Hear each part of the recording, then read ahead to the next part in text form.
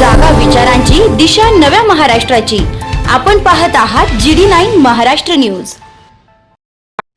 येवला तालुक्यातील सायगाव येथील ज्येष्ठ सामाजिक कार्यकर्ते कैलासवासी दादा पाटील नेहे यांच्या निधनाने संपूर्ण परिसरात शोककळा पसरली आहे। त्यांच्या निधनाची बातमी समजताच विविध क्षेत्रातील मान्यवरांनी त्यांच्या राहत्या घरी भेट देत कुटुंबियांचं सांत्वन केलंय।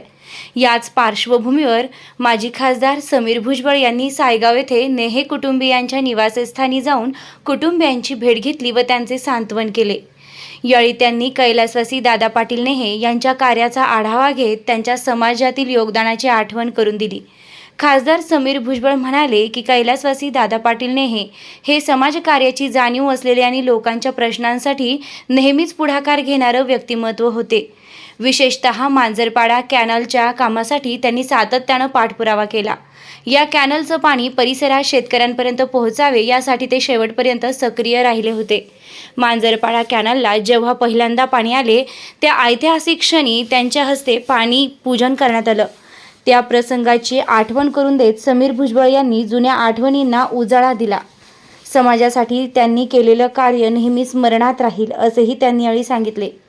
कैलासवासी दादा पाटील नेहे यांच्या निधनामुळे समाजातील एक जिव्हाळ्याचा, कर्तृत्ववान आणि कार्यक्षम व्यक्ती हरपल्याची दुःखद भावना त्यांनी व्यक्त केली आहे।